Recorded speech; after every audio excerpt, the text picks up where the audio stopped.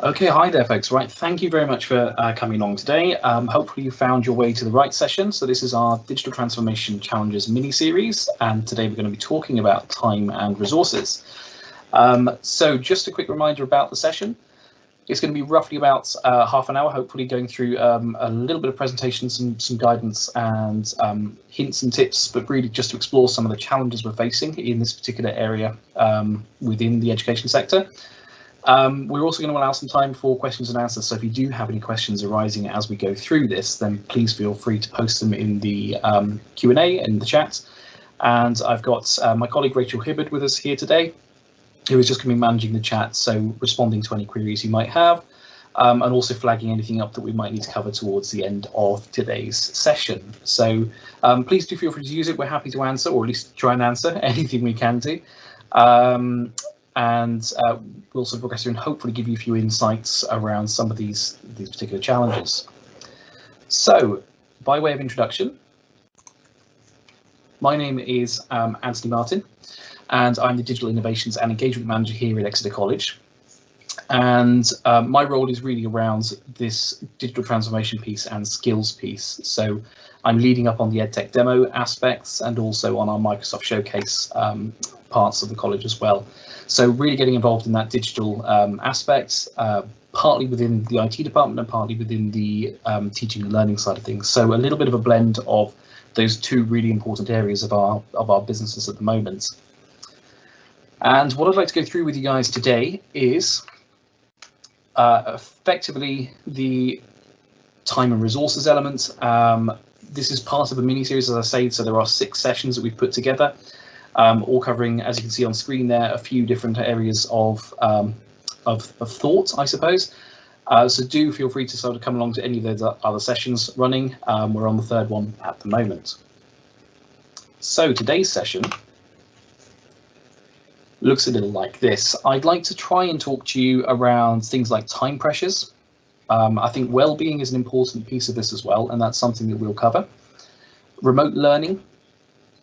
We'll look at some digital tools that can actually save time, and that's one of the key emphases from today, is to try and save you and your teams a little bit of time. The idea of mandatory training, and also we'd like to touch on things like better communications as well. All of these I see as methods or aspects that are important in both that time or that resource piece. So some of the key ones, we've just touched on those. These are the kind of challenges that I think we face. Clearly it's around our well-being of both of our teaching staff and our support staff as well, but importantly also the well-being of our students. We've also got the aspect around CPD and trying to carry out CPD and to carry out our training and absorb new knowledge about digital tools at a time when everyone is absolutely pushed to the limits at the moment with the pandemic and everything that is going on. We talked about this in the previous session around how you can get the most out of your digital skills training programs, and it's something we're very happy to cover off in later sessions if you'd find that useful. Communications, clearly, and the way we do that is a challenge, and we'll look at that. And then I'd like to sort of go through the lesson resources and lesson delivery aspects with you, because these are 2 areas where certainly time and resource management can come into play. And then finally, the admin piece. So often forgotten in these kind of sessions, particularly in education, but the admin piece is, I think, critically important, because that's where we spend a lot of our time working through paperwork and working through those other aspects. So, staff well-being. This one is critical, I think, and this is something that's thankfully one of the positives out of COVID is that piece around addressing well-being and looking at well-being with our staff members. And I think this is absolutely critical because fundamentally our staff are our #1 resource. And that includes you as leaders within education as well, within your institution. It's critically important that we have a well-being piece where we're looking after all parties and all members of our teams. And I mentioned this, it's not so much around time, but of course, what will happen is if we are having issues around well-being, then clearly things like productivity will suffer, and as will quality as well. So The management of the resources is going to suffer if we don't get the wellbeing piece right. We're going to potentially have a sort of staff who are not performing to their best, who are unhappy, and I think very likely to be the case at the moment, not through anything we're doing, but just because of the sheer volume of work that we're all facing within education. So clearly there's a risk of burnout. There's a tendency within teaching anyway to work late and to work through lunch hours. That is exacerbated even further within the lockdowns situation. And we really do have to try and make time for ourselves. And that's a real big challenge at the moment, is where and how on earth do we do that? It's really important, I think, to look at it this way, that it's like the life jacket analogy in terms of trying to put your life jacket on first before you try and help others. And that is a critical piece, and that's something I'll sort of touch upon later on as well. Also, we've got things around our meetings and really how we do that. The move to remote learning, to remote working, has created some very different ways of working, and it's created much more, I think, in the sense of meetings that they tend to happen a little bit more frequently, because we no longer have that office-based chatter. We no longer have that discussion piece where you can turn around, you can speak to a colleague, or you can ask them a quick question. It becomes a little bit more involved. And what I've been finding in our own experiences are that those meetings then, or those discussions, become a little bit more full-blown, they become a little bit longer, and they tend to sap into time as well. But they are really important because they offer that human connection piece. And I think that's critical when we think about this in context of well-being. So there's a balance to be struck somewhere with there. And we'll look later on at how we can perhaps make meetings work a little bit more effectively for us. Other aspects, of course, are around expectations. Certainly, something we experience here at the college is around angst from staff members who have so many different aspects to look at. What are the expectations? What are we saying to them? What are the expectations around things like video control, for instance, in recording that? And I think it's really looking at how we're using these digital tools that we are embracing now, and trying not to introduce further problems with those. Recording, of course, of lessons opens up other things around what the expectations are of those recordings. Are they, for instance, to be used for monitoring, for observations, and so on? When staff members are just trying to get to grips with the technology, there are perhaps some questions around the fairness and the expectations that we're setting with those particular activities. It's not to say observations don't need to happen at all times throughout the year, because they do, but I think we need to be a little bit sensitive about the way we look at that from a supportive and well-being piece in particular. And then the final point on this slide is around your well-being. So again, as I mentioned, as leaders, this idea of putting on your life jackets, really it's to make sure you take time for yourselves to be able to sort of take a step back, to be performing at your best as well. Of course, if you're not okay, then that can have a domino effect on your teams as well. And that exists through all levels of kind of management tiers. So it is something to be mindful of and conscious of, and to really make sure that both you and your teams do take that time out, if we can, with some of the time-saving tips possibly from this session or other sessions you may attend, to introduce those in a way that doesn't allow you to do more, but allows you to take more time back for yourself. I think that's one thing I think is really important with this piece around the time savings, is what you then use those time savings for. So one of those could be around RCPD. This remains completely essential in what we're doing with digital. But of course, it's the big challenge of where on earth do we find the time to do that, and what kind of approaches can we take with this to save ourselves time. So, excuse me. So some of the things that we have looked at and we've implemented ourselves within the college are around tutorials which actually save time. So the focus of the content of these tutorials, of these lessons, of these webinars, will give back some tools and some insights that actually their primary aim is to save people time in what they do. So may introduce a new piece of technology that can claw back an hour a week, for instance. My expectation is that whenever I do a training session, I should hope that anything picked up out of that would deliver at least the time that people have taken to come and spend in one of my sessions. That's a kind of minimum baseline that I would set myself. We've also introduced things like the digital badging schemes from Microsoft and from IDEA. So IDEA deals with digital citizenship, and the Microsoft badges in the MEC deal with really the pedagogical and the teaching elements. The key thing about these is they're bite-sized. They're nice and easy to consume. They're quick to consume. They can be done in between lessons. They can be done in between other activities. So rather than trying to push out an hour-long training session, we can focus much more easily on supporting and promoting and encouraging our staff to do one of these digital badges that can upskill them in a particular area. And of course, it's self-paced. It's at their pace. They're in control of that as well, and they can pick and choose the topics that actually fit with what they need to know there and then. Clearly curated content, a big time saver when it comes to CPD and sharing knowledge, is if you have someone within your institution that can curate and can share out those resources more effectively. What we found very early on when we started on our digital transformation piece was that there is such a wealth of resource out there on the internet that it's very difficult to navigate for someone who doesn't necessarily know all the potential tools and approaches. So if you have got somebody who can bring that back for you and to curate it and to create pathways and learning pathways within there, then all the better. And the other approach is really to not reinvent the wheel and use resources that are freely available on the web as well. So as teachers will all know that anyway, but draw on the resources that have been put out there by the likes of Microsoft and Google and Adobe. Take a look through their social channels and share that out with your teams as well. Take advantage of the content that's already been created.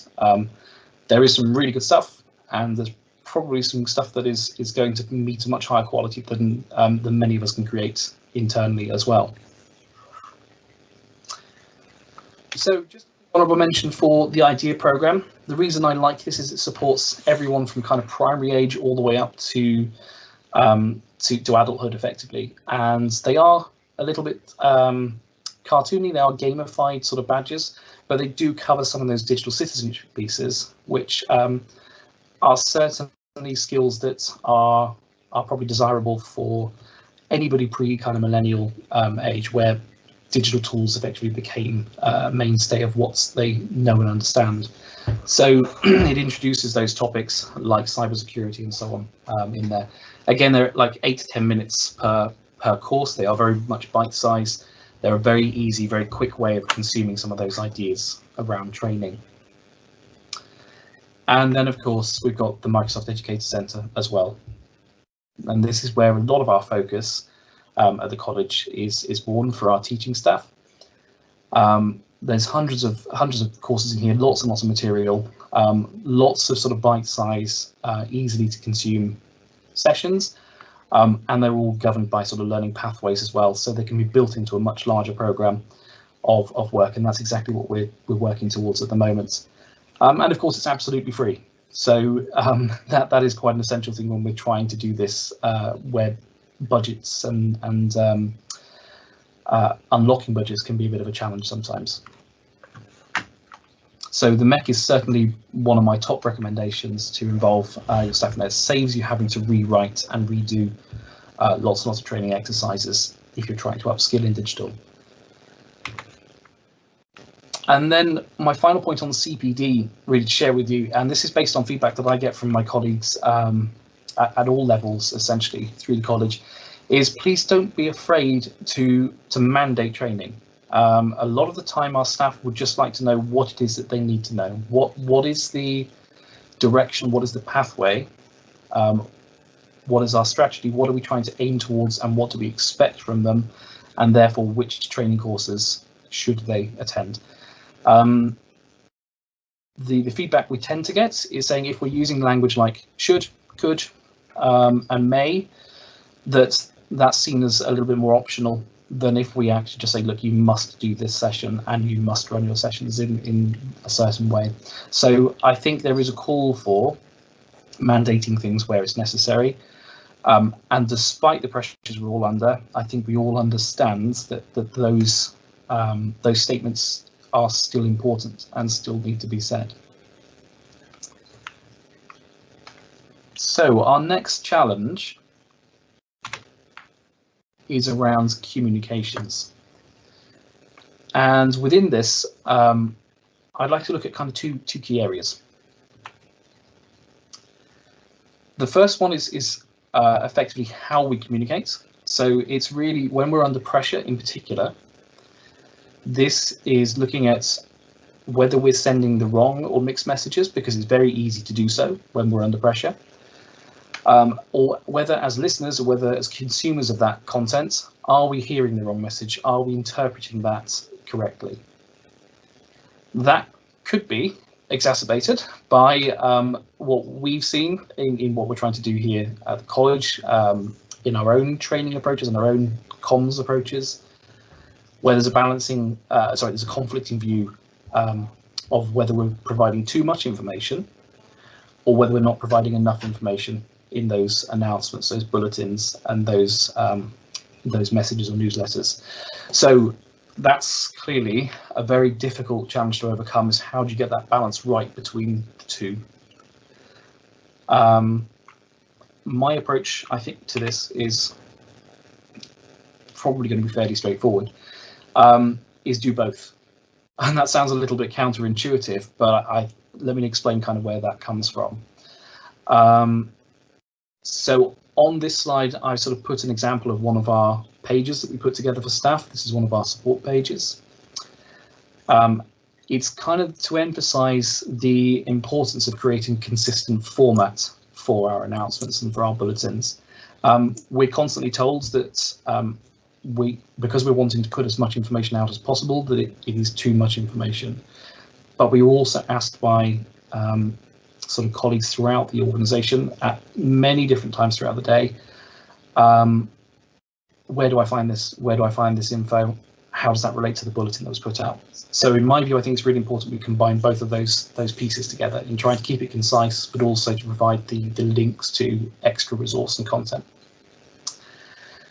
So behind that, our pages effectively concentrate on a quick intro at the top of them. So our announcement or notification would be a quick intro at the top, perhaps include a video, so you're catering for accessibility aspects, but also you can say quite a lot in a video in a very short period of time. But to include then further down the page those extra resources, that the extra detail that others might want to get. So if they just want a simple overview of what it is you're trying to say, top half of the page, absolutely fine. If they're willing to scroll a little bit, and most people, I think, understand the concept of scrolling through pages now, we've been doing it on iPads for some time, is to scroll down that page for a little bit more info, and that's where you can expose the detail, and that's where you can expose the links to other tools and resources that you're sharing around this. And that ties into the point that I made at the top of this slide, which is around prepping your support teams. I think it's really important that if those announcements coming out from a higher level in particular, that support teams who are going to be aiding and assisting with that particular program or with that policy need to be informed kind of ahead of that. It often is the case that is true, but sometimes those kind of elements of the message get missed. When we're talking about saving time and saving resources, that's one of the key areas that we can really save time, is to not create that flurry of activity afterwards and the scrabbling around to try and find out what has been said, what is the policy. So my advice, if it's worth anything to you to sort of take, is to look at that as a way of arming your teams with the information they need, ready to respond to any queries that may come back about it. And that may then give them time to put in place sort of learning objects or training materials or something behind that to help with that piece. That all is going to save time in doing it. And so that's where the point I'm making here about say it well and say it once comes into play. make that announcement once. Make sure you've got the kind of right message and the backing of the understanding of the policy or the systems that are going into play. If your teams are armed with that info as well, they don't have to constantly repeat it. They can simply redirect back to, in our case, the page that we've created with that announcement on, or something very similar. Other aspects that I think are really important here, again, in stopping people from having to reiterate or to go back and to constantly review locations for information or to scrabble around to find things, is in creating a consistent format, so that people know when they go to a page that it's laid out the same way every single time. They know that at the top of that page is going to be their quick intro, and they know at the bottom of that page are the extra resources, and they know right at the footer of it are the kind of extra contacts or people you can get in touch with if you have questions. So doing that and making that consistent approach is a really good way of kind of subconsciously training everybody to use the tool in a certain way, and to ensure people can find what they're looking for really quickly. That alone is going to save a little bit of time. I couldn't give you a figure on how much. It depends on how many bulletins and so on are sent out. But it will aid. A particular problem we find is when we are sending out lots and lots of announcements and lots of updates, that it does at least help people understand where that information is going to be found. So hopefully that makes a little bit of sense on that piece. And it now brings me on to my next kind of challenge, which is around the teaching and learning side, and this is on lesson resources.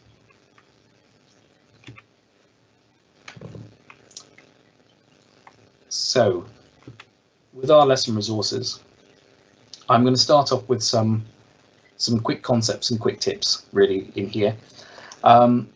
The concept really is one we're familiar with recycling, is reduce, reuse and recycle.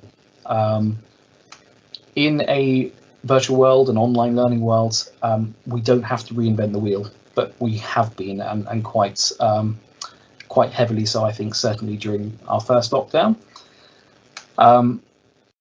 We don't have to adapt every single resource we have, and that's quite important. Is a lot of what we've done already works, so use it, utilize it. That said, there are some quick ways that you can digitize and you can go interactive with content you've already created. Using Microsoft Sway, for instance, allows you to quickly convert Word documents and existing flat document templates into something much more interactive by embedding video into it and making it instantly updatable. So there's some great time savers there in terms of how we create that content. Also, quite an important one, and we have done a lot of this, is consider recording or pre-recording your sessions and then offer them out as a kind of flipped learning activity if you can do. That alone will save you a lot of time because you're not having to regurgitate and redo and repeat those sessions. They can be consumed in a much more self-paced way by learners, if that supports your delivery model. And that, of course, ties in with what I was saying about the flip aspect then. So you can bring that back out to more asynchronous methods of learning, where learners are picking up the content out of class and then bringing it back into your normal classroom times and your timetabled aspects, where it's a lot more synchronous in its approach. That, of course, ties into pre-recorded content. So again, our initial response during first lockdown was to actually go with pre-recorded. We've now changed to much more of a blend between live and pre-recorded in our approaches.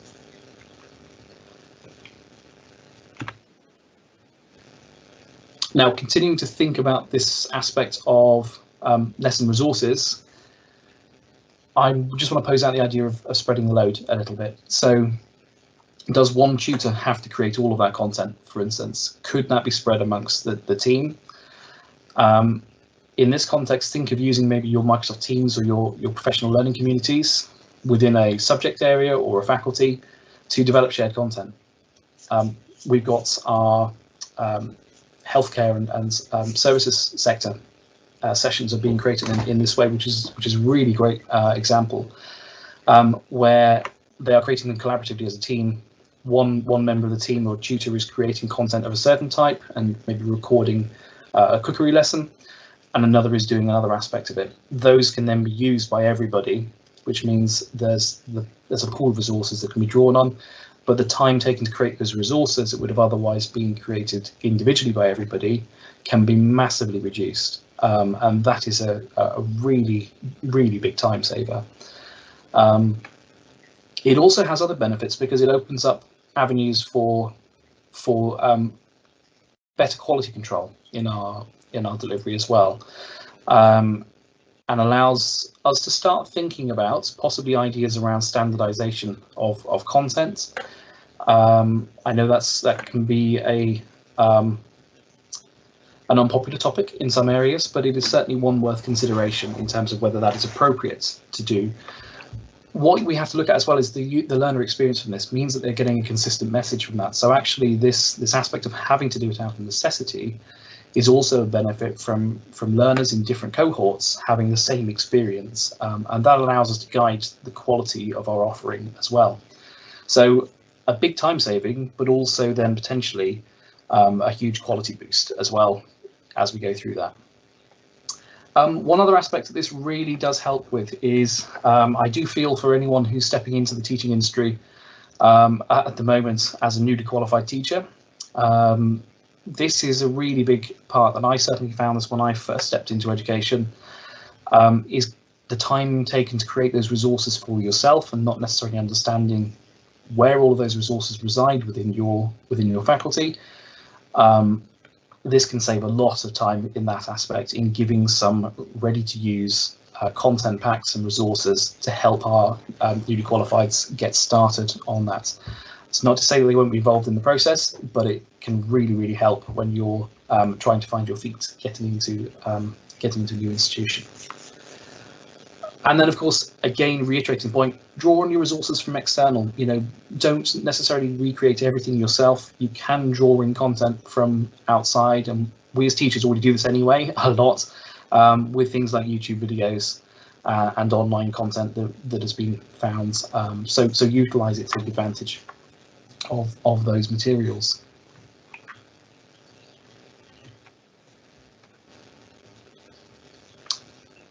Okay, hopefully this isn't too fast-paced for everybody, but I'm very mindful that my sessions can be full of content, so hopefully no one's minds are hurting too much off the back of this. My next challenge is around lesson delivery and how can we save time here. Probably some very quick ones that you'll identify really, really easily are around how we're delivering our sessions and how we're delivering lessons to our learners. So I split this into two areas: considerations for staff and considerations perhaps on behalf of learners. So from a staff point of view, it's recognizing that Zoom and Teams delivery can be extremely tiring, and that is going to impact on our well-being and our performance as well. There is a recognized increase in cognitive load for delivering sessions where you're delivering with the video turned off, so where you're not seeing any interaction from learners. This idea of the 1 hour lecture, of completely non-interactive lessons and lectures and imparting information is not particularly effective in a remote learning environment, because we all switch off after about 20 minutes. Plus, it is exhausting as a tutor to do that back to back in your lessons, to try and deliver and talk. I'm sorry, like I have for the last half hour to you. To do that constantly is very tiring indeed, particularly when you have no visual cues back, even more so. From a learner point of view, when we think about our time and resources available, we've got to think about whether they have access to the devices, which we know is a challenge in education anyway, whether they have access to an internet connection, or whether they are having to use a shared device. More importantly, can they do that at the times that we've scheduled our lessons as well? And that has some bearing on the way and how we deliver. Plus, of course, where are they located? Where are they at that present time? And the same applies with teachers as well. What is the location? Because that will have some impact on the amount of time that is needed, necessary to share some of our sessions out. It's worth noting that while I've mentioned that pre-recorded content is great and is a great way of doing a flipped lesson, that can and has, certainly as we've seen, also reduce attendance at live lessons as well. So this is something to be weighed up when we look at how we use those resources. It's a tricky one, and it's one I'm going to try and touch on in a moment or two to see if there are ways that we might be able to improve attendance at those sessions when they are live. And obviously, importantly, our attention span, not just learners, but our tutors and the rest of us as well, is going to be affected by the remote learning delivery aspects. So to just very briefly explore some of those, I'm basing this on research that I've seen from Microsoft, but there are many other institutions who've researched this over the years. The cognitive load that our audio-only sessions is putting on us is actually adding 20%, or basically reducing our averages by about 20%. So if we turn on our video and turn on the video aspects, setting aside safeguarding concerns, because that's something that certainly your institution will need to think about, having a video on will reduce the load on your mind by about 20%. And that is really significant. Fundamentally, I think that is to do with how we communicate as a species, effectively. A lot of what we do depends on visual cues, on facial expressions. As a teacher, in particular, it's how you identify whether someone is paying attention, whether they're bored, whether the message isn't quite getting through, and whether you need to adapt your approach. If the video is off and no one's engaging via microphone either, you're going to really struggle to identify those aspects. And so, are you making the best use of your time in that particular scenario? Because you may find you're having to repeat things, or you're having to redo or recover those parts of the session at a later date because it didn't sink in the first time. So time saving potentially is to consider using video, to turn on something like the Together mode in Microsoft Teams to give you that full classroom experience. In addition to everything else, it will also help boost our well-being aspects as well.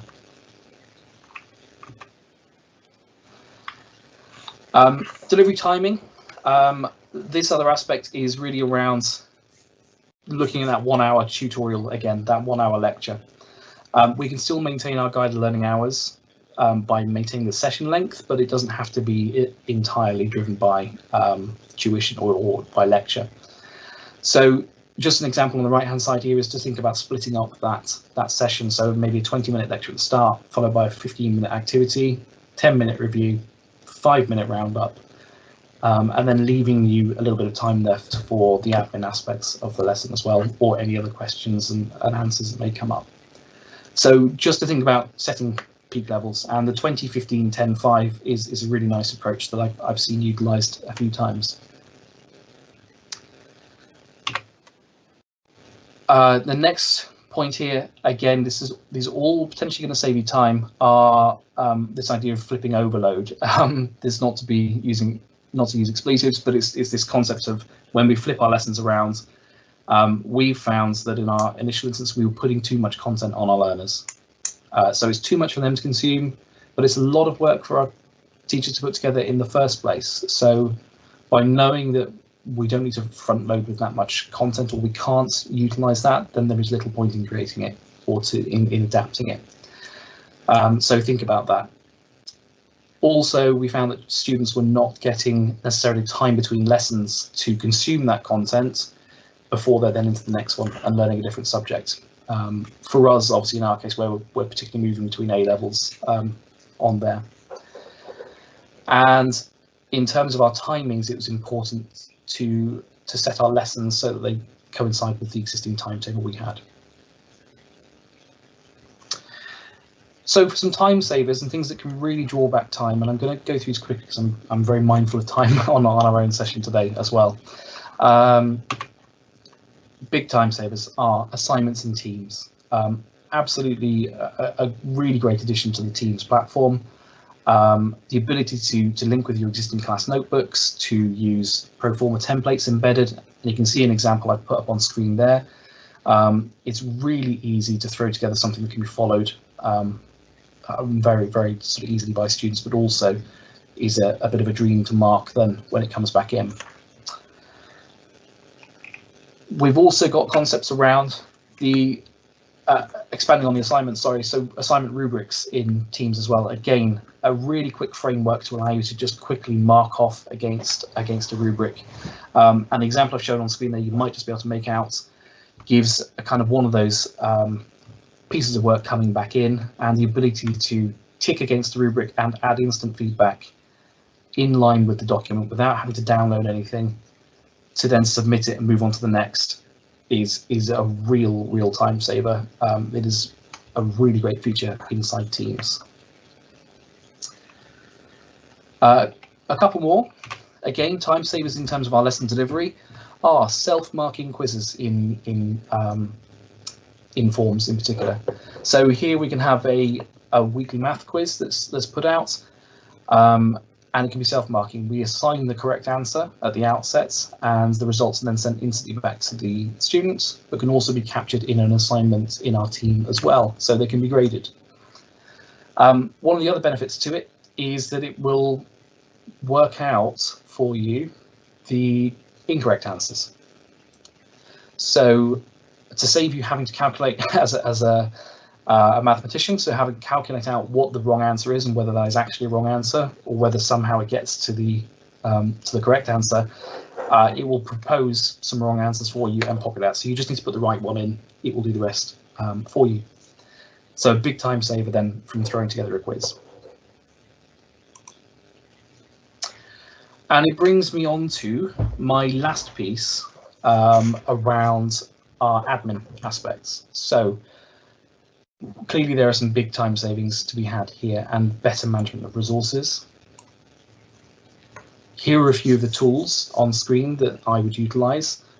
They are all Microsoft focused. I'm doing that also because we're a showcase college and that's our area of focus at the moment.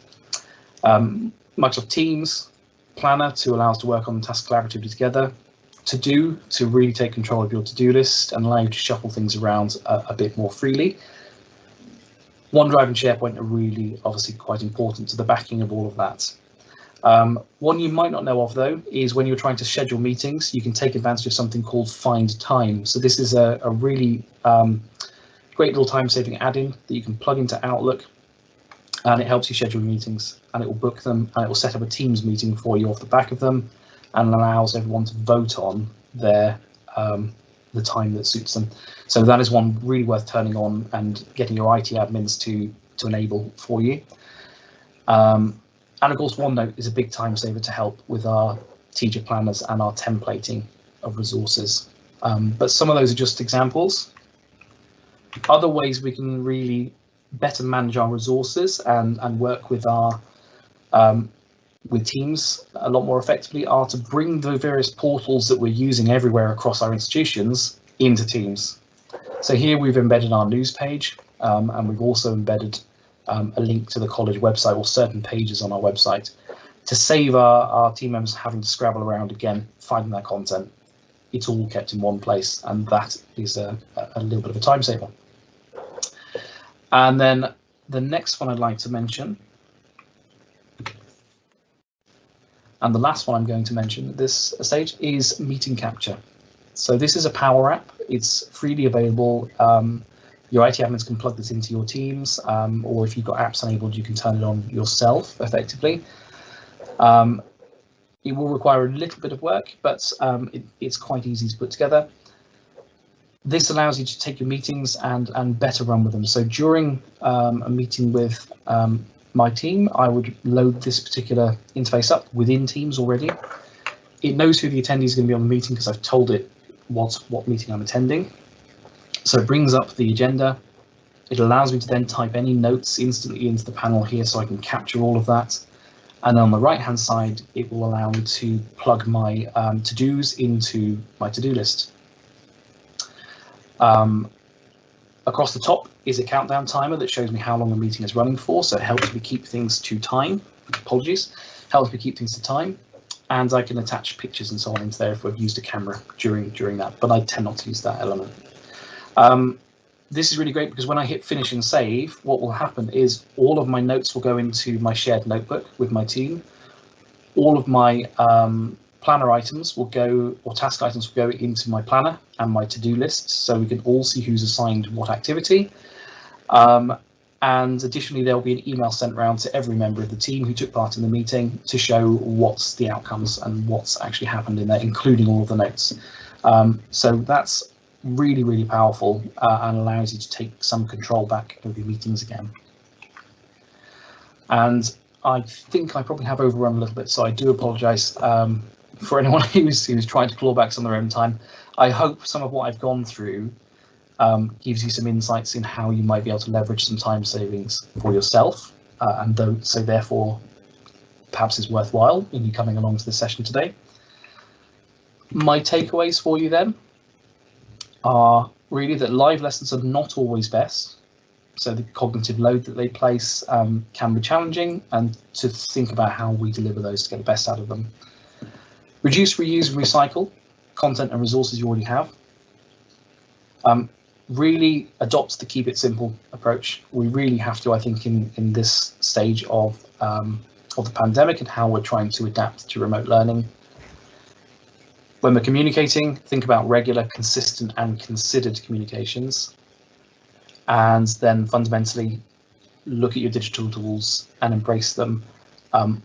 Use them as tools, not as things to guide your life necessarily, but they allow you to take control of some of those more time-consuming elements. So use them. There are plenty out there that can help you. And that kind of brings me to the end. As I say, apologies for overrunning a little bit there, but thank you very much for joining us today. I'm going to open it up if there are any questions that you have on any of what you've seen. Feel free to pop them in the questions and answers or chat, and Rachel and I will pick those up and try and answer them.